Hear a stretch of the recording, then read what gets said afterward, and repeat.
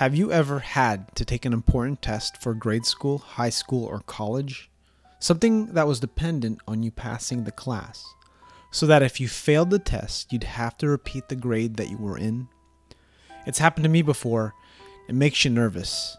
There's this pressure that happens. When you create a pressure in your life, it creates anxiety. In strength training and powerlifting, it does the same thing.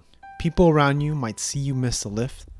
There's a danger of injury, embarrassment, or snap city. One of the reasons why this anxiety gets built up is because a part of the brain, the amygdala, senses fear. It's sometimes referred to as the lizard brain. It's an unconscious, functioning system of the brain that senses fear.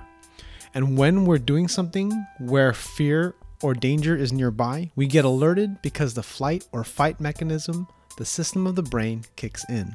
In some instances, we get nervous and anxious because in a relatively short period of time, we have to make the decision to lean into the fear or flee. I want you to take a moment and imagine you're at the Grand Canyon. Then from afar, you see a cliff. Now imagine walking up to the edge of that cliff and peering down.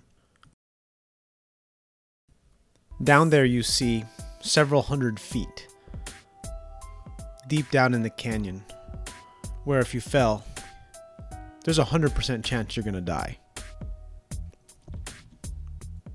Logically, you already know you are safe, but if you have acrophobia, you'd feel it to an extreme. Acrophobia is an irrational fear of heights.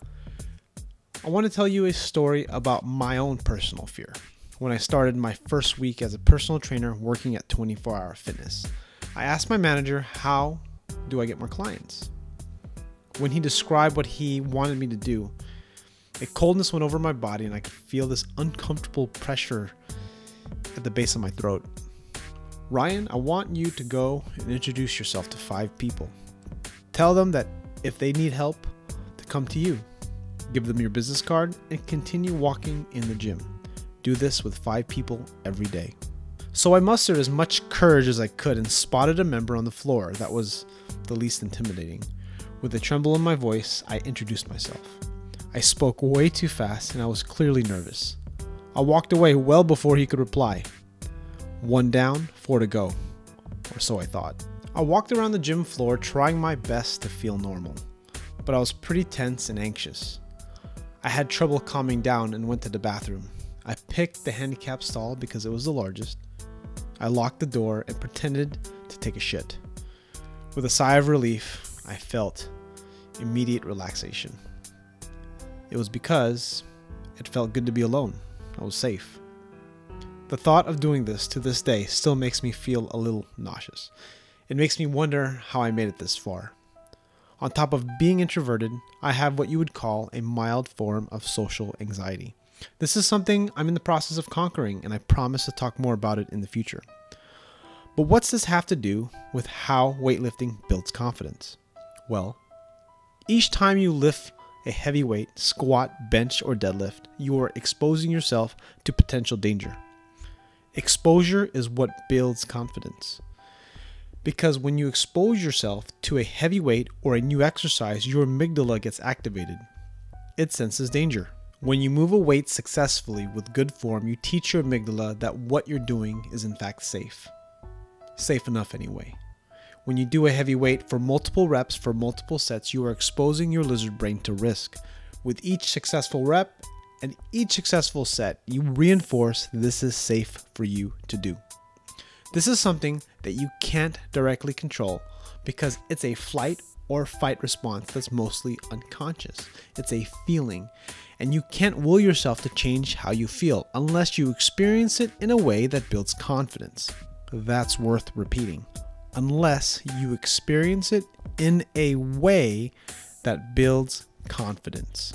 You have to feel that fear, face that discomfort multiple times until it becomes less uncomfortable. And that's where confidence comes from. It comes from experiencing that what you're doing is in fact safe within your capabilities. As you push further and further outside the edge of your ability, the lizard brain gets agitated. What makes weightlifting so effective in building confidence is that you're able to choose the exact level in which you approach that agitation. An exact amount of weight, an exact number of sets, an exact number of reps. You get the satisfaction of accuracy, an exact measurement for how much you pushed through that fear. Certainty breeds confidence. Your comfort zone expands and your limit increases. Each workout builds upon the next and you get stronger workout after workout, week in and week out. Months go by before you know it, you're lifting your personal 1 rep max, your personal best 1 repetition max, the most of that weight you've ever lifted for multiple reps. That rep that felt scary to you, that you thought you couldn't lift, you almost thought you couldn't lift, you're lifting for reps. It's almost a warm-up weight. You grin with satisfaction, almost laughing at the fact that the weight you used to dread, you can now lift with zero self-doubt. Because you've become unstoppable. You do not think you are stronger, you are actually stronger. Heavyweight training has changed my life in a way you cannot imagine. If you're not already training, seriously consider it, or take it to another level. Better than any pill I've ever tried, it's the best antidepressant. I truly hope you enjoyed this video as much as I enjoyed making it for you. This video is for you. It's for you that's watching this right now. For you, the viewer, because you've made it this far. So few people ever will.